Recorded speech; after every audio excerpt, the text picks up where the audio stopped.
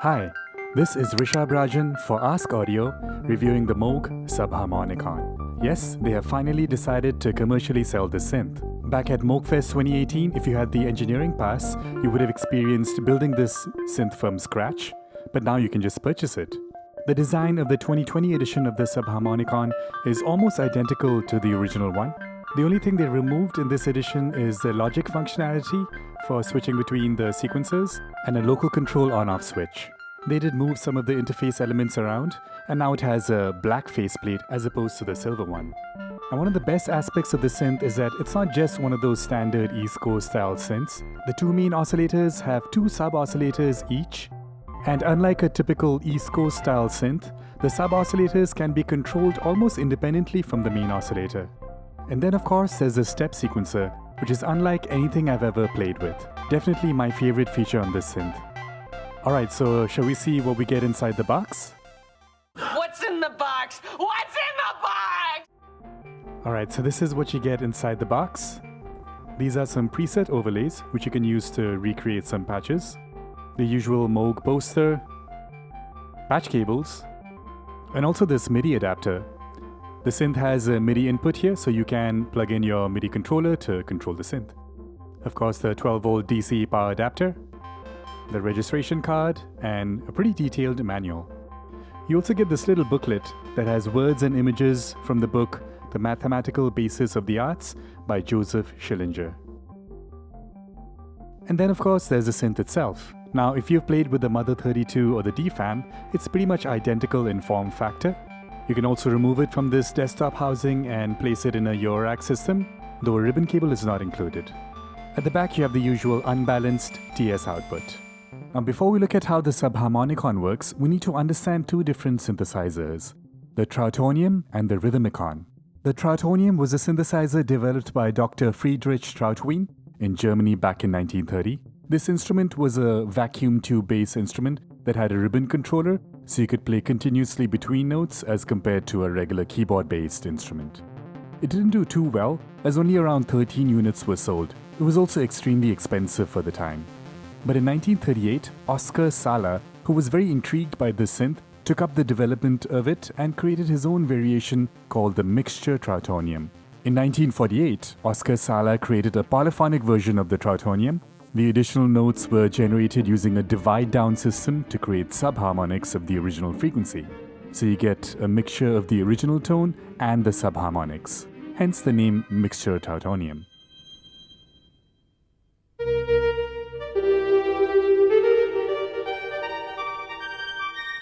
Okay, so you may ask, what does this have to do with Moog and the Subharmonicon? Well, fast forward to the 1960s, there's this Austrian composer named Max Brand living in New York who was obsessed with the Trautonium, the Oskar Sala version one that is, and he wanted someone to build one for him. He got in touch with Bob Moog, and while Bob was still in the early stages of developing the modular system, was very intrigued by the Trautonium himself and decided to build one for Max. In 1968, Bob finally delivered the first version of the Moogtonium to Max. Now Bob didn't use Oskar Sala's design, he pursued his own methods of creating the synth. The Moogtonium is the heritage of the Subharmonicon. Well, at least one of it. The other one comes from the Rhythmicon. The Rhythmicon is considered to be the first electronic drum machine. This instrument was built by Leon Theremin at the request of composer Henry Cowell. The principle behind the instrument was to create complex polyrhythmic patterns that were unplayable or rather difficult to perform by humans. Now it would be a stretch to call this a drum machine as it produced just one tone and the focus was more on creating polyrhythms. But a pretty novel idea. Each key on the keyboard would produce a specific rhythm. Hold down a key and hear one rhythm, hold down a bunch of keys and hear a complex polyrhythm. The Subharmonicon implements a similar approach to generating polyrhythms, but instead of keys, you get switches and knobs to control the polyrhythms. Oh, and let's not forget Joseph Schillinger and his mathematical system of music composition. His idea of taking a set of pitches and superimposing them on a set of rhythms with different lengths to create constantly evolving yet rotating musical phrases is a foundation on how musical ideas are developed on the Subharmonicon. The Schillinger system was what inspired Lawrence Berk to open a music school named the Schillinger House, which eventually became Berklee College of Music. Alright, now that we're done with the history lesson, let's take a look at the Subharmonicon. At the heart of the synth are the two oscillators. So this is the first oscillator section and then the second oscillator section. Each oscillator section has the main oscillator and two sub-oscillators. You get to control the pitch of the main oscillator with this large knob and the pitch of the sub-oscillators with these knobs. Here you have level control for the main oscillator and level control for the two sub-oscillators. There's a waveform selector option here. Now to hear the sound, there's a little trigger button here that's helpful. So when I hold this down, we hear the oscillator. That's the square wave. I can switch to the sawtooth. In the middle you get a pulse shape, whose pulse width is being modulated by this first sub-oscillator. So essentially it's audio rate pulse width modulation. There are pulse width modulation inputs on the patchbay, so you can use an external source. Now unfortunately this synth does not have an LFO. You will have to use an external source for slow-moving modulation like an LFO. But there are two AD envelopes and you can use those instead. Alright, so that's the first oscillator. The second oscillator is identical, all the exact same controls as the first oscillator.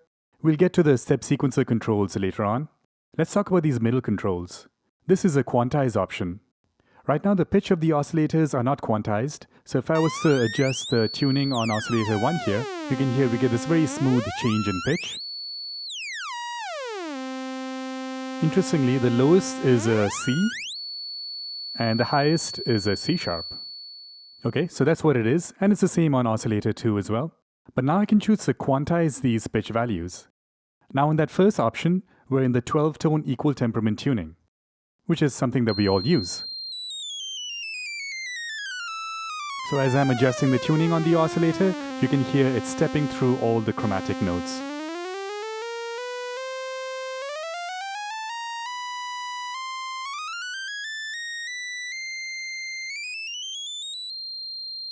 Sounds like a full 4-octave range on the oscillator. The next quantize option we have is 8-note equal temperament, which basically gives you a major scale. So let's hear this.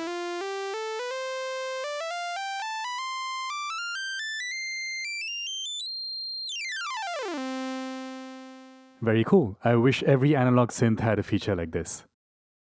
Alright, next there's 12-tone just intonation. So in just tuning, let's hear what we have. Now on my tuner, you may notice that some of the notes look sharp or flat, though technically just intonation is more in tune compared to equal temperament. Pretty cool. And then finally you also get the 8-note version of the just intonation. So let's quickly hear that. So that's a C major scale, but in just intonation. Sounds fine over here, but once you start transposing, playing in different keys, some of the intervals might sound out of tune. So use this at your own risk. Now of course there's a sequencer here on the left, but what's really cool is that each oscillator here can be assigned to be controlled by the sequencer almost independently. If this button is on, now the main oscillator is being controlled by this first sequencer. If I turn this button on, now the first sub-oscillator is being controlled by the sub-sequencer, and you have another button for the second sub-oscillator. And again, same thing for this oscillator. Let's talk about the sequencer range. Right now it's set to ±1, so each knob on the sub-sequencer has a range of 1 octave down as well as 1 octave up. You can switch it to ±5 octaves or just 2 octaves. Alright, there's a lot more to dive into with the step sequencer. We'll get back to that later on. Let's check out the right side over here, which is a lot simpler to comprehend. Standard subtractive style controls. Filter cutoff. So this is a standard 24 dB per octave ladder filter. This is the master volume control for the synth. Then there's the resonance control for the filter.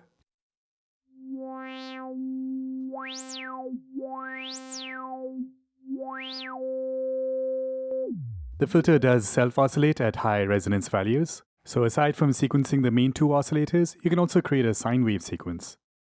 Next we have an envelope depth amount for the filter cutoff. So these two knobs, attack and decay, control that envelope. And then you have an amp envelope here as well. Keep in mind this knob is bipolar. So to the right you get positive modulation on the filter cutoff.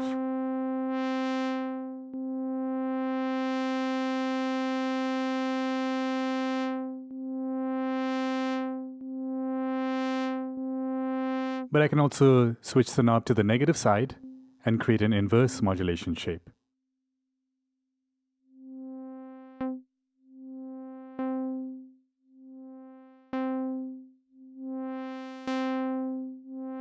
Cool. And then on the right, we have the 32-point patchbay. Unfortunately, there's no mult or even a mixer like you had in the Mother 32. Another thing I'm missing is an LFO. I wish they just had a patch point of an LFO output on the patchbay. Now there is a MIDI input on the patchbay. This used to be a separate 5-pin MIDI connector elsewhere on the Mother 32, but now it's included into the patchbay. Alright, let's now talk about some of the buttons on the left here. So there's a play button to start the sequencer. We're not going to hear anything because nothing's assigned to the sequencers yet. To activate the second sequencer, I can hit one of these buttons, and now you can see both the sequencers are running. They're not aligned up, as you can see here, but I can hit the reset button so they start again from the beginning. So you can create some pretty interesting disaligned rhythms with this. We've already talked about the trigger button, just to audition the sound. There's a next button to step through the sequencer, so helpful if you want to tune individual steps on the step sequencer. And then lastly, there's the EG button. So when this is on, the step sequencer will trigger the envelopes. So if I hit play right now, it will trigger the envelopes. Let's assign this oscillator 1 to the sequencer. And now you can hear it's running. If the EG button is off and I hit play, we're not going to hear anything because the envelopes are not being triggered. So you can choose to turn this off and externally trigger the envelopes. Alright, so there's one more feature with the envelope generator button. If I tap and hold, we now get a sustained stage on the envelopes. So now you can hear the sound is just droning. This is helpful if you just want to adjust level, tune the oscillators, and the sound continues to drone.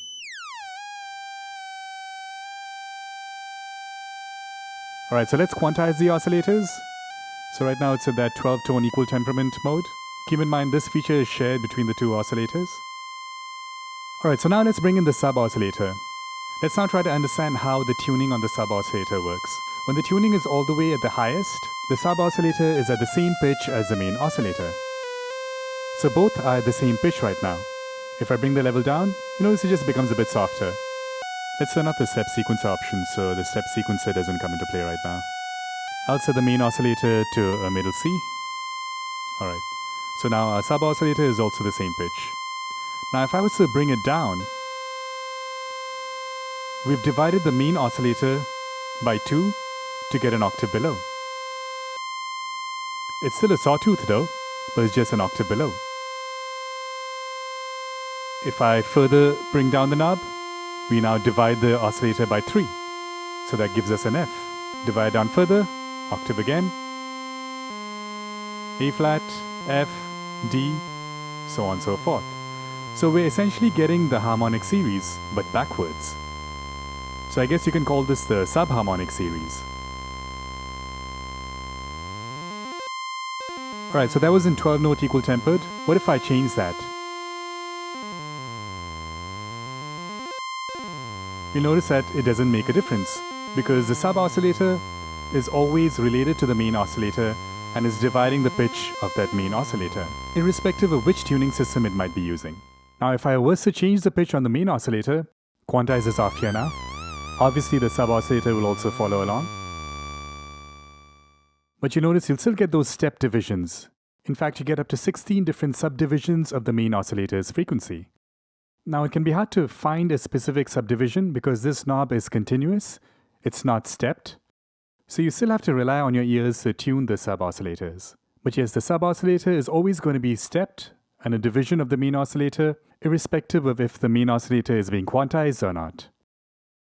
Let's bring in the second sub-oscillator too.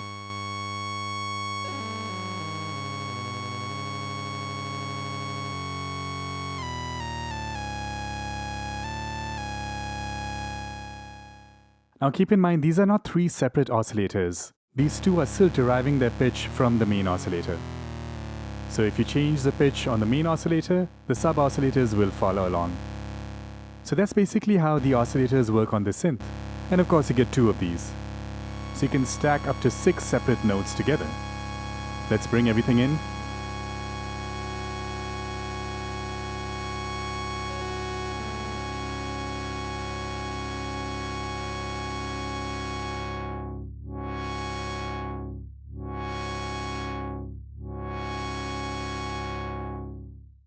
Very cool stuff.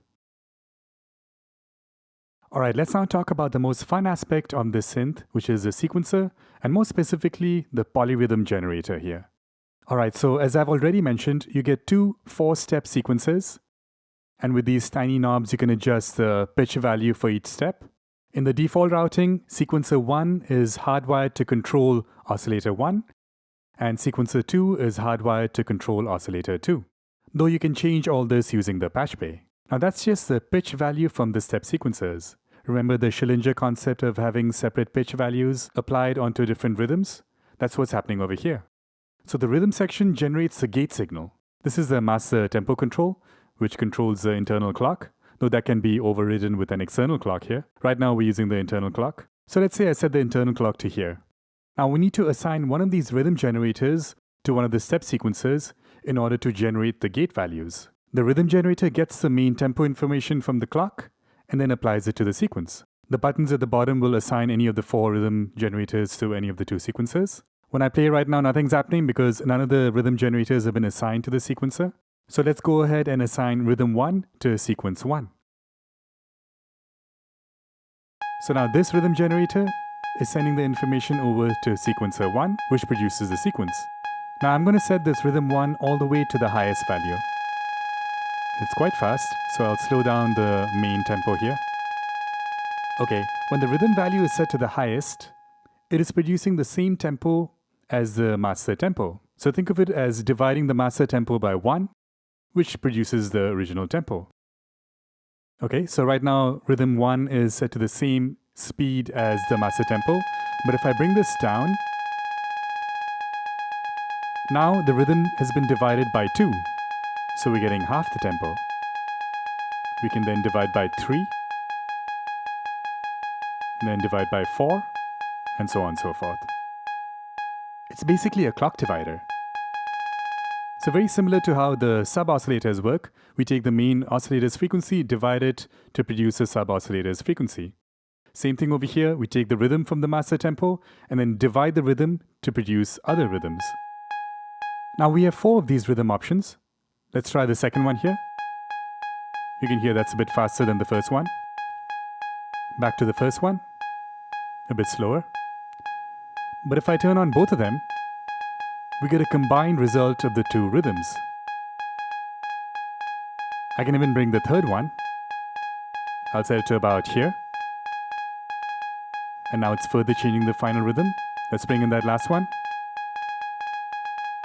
Now the final result sounds a bit chaotic and random, but clearly it's not. It's just a combination of all these 4 different rhythms based off of that main master tempo.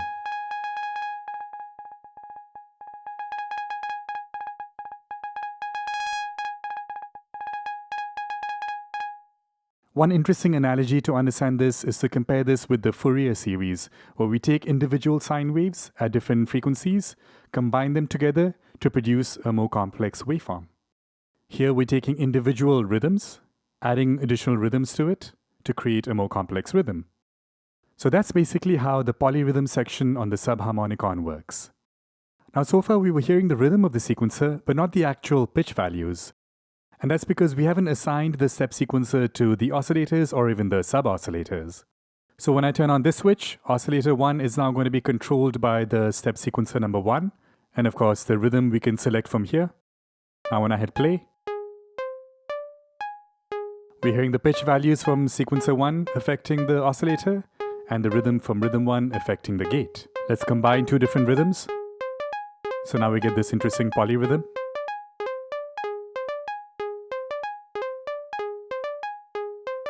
Let's bring in oscillator 2.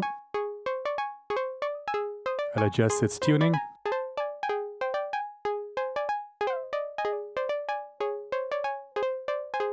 We can control its level from the mixer section here. Now only sequencer 2 can be assigned to any of these oscillators. So when I push this button, now sequencer 2 will affect it. But sequencer 2 does not have a rhythm yet, so let's assign one of the rhythms to sequencer 2. And now you can see it's moving.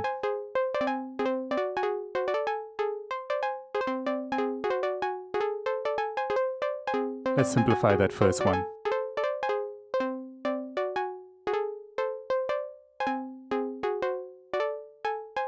At any moment, if the two sequencers are offset, you can hit the reset button to start them back from the beginning. But of course, depending on the rhythm, they will gradually drift apart. Right, I'm going to bring the level down on oscillator 2. Let's just hear oscillator 1. Now initially this confused me. Sequencer 1 is only supposed to affect oscillator 1, but for some reason we can see here that sequencer 2 is also affecting oscillator 1, at least the rhythm of it. I'm going to turn off sequencer 1, and now you can clearly hear that sequencer 2 is affecting oscillator 1. Now the pitch values from sequencer 2 is not affecting oscillator 1, only the gate is affecting it, and that is because we only have one VCA controlling both oscillators. There's no way to keep these two voices independent from each other. So you can't create a truly independent polyrhythm.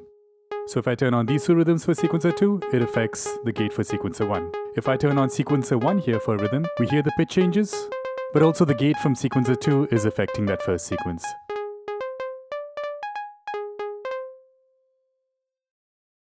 Alright, so to better demonstrate the polyrhythmic aspect of the synth, I'm going to use the Mother 32 as an independent second voice. So how I've patched this up is, firstly I'm taking the sequencer 1 clock output and I've plugged it into the trigger input on the synth. So the envelopes will only trigger when sequencer 1 is running.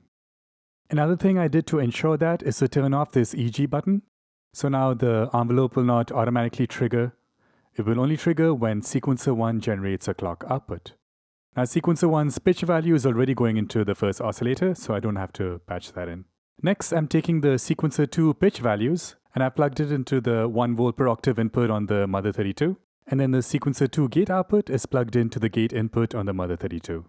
So oscillator 1 on the Subharmonicon is controlled by sequencer 1. And of course the internal gate as well.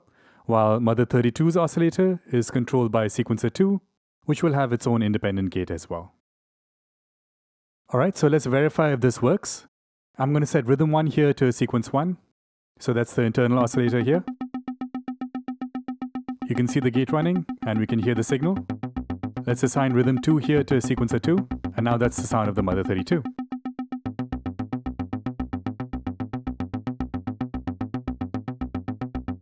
Let's change the rhythm on the Mother 32 sequencer.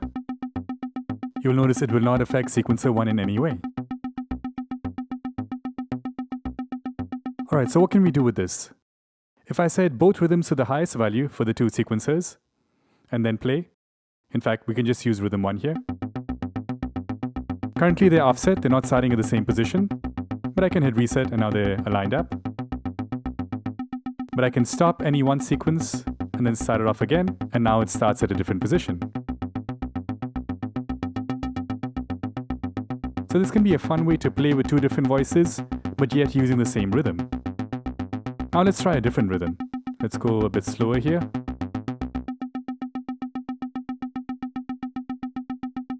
I'll hit reset, start from the beginning.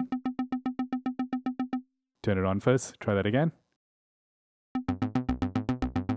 Now again, this knob does not have notches, so you can't really tell when you have a particular value. You just have to listen to it. Alright, there we go. So sequence 2 is exactly half of sequence 1. Let's further divide rhythm 2.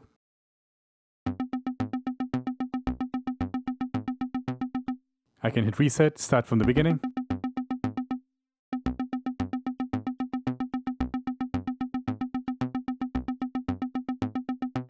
Let's try another division. Now it gets a bit hard to hear this because the divisions can get really slow, so I'm going to speed up the master tempo. That's a bit better.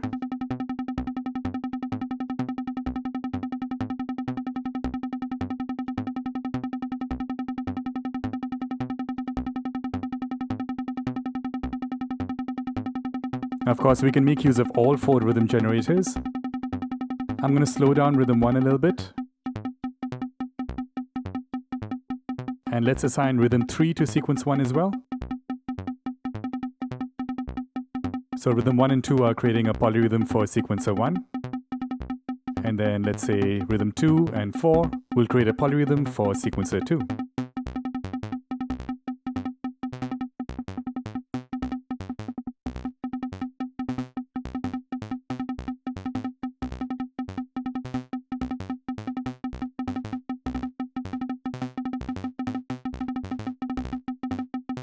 Alright, so I just realized we're not hearing any pitch change on oscillator 1, so let's turn on this button. And now we can hear the actual pitch values on oscillator 1. Let's bring in that sub-oscillator as well.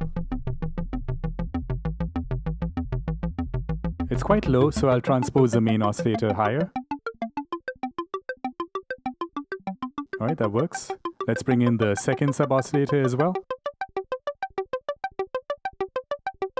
And let me start Mother 32 as well here.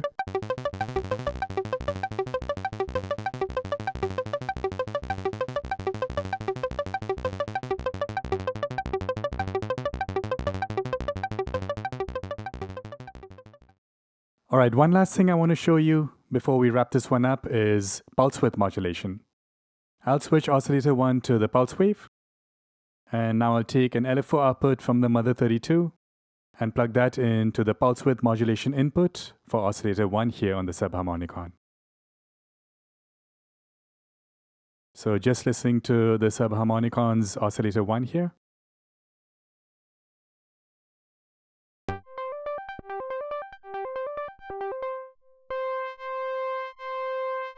So now you can hear the pulse width being modulated.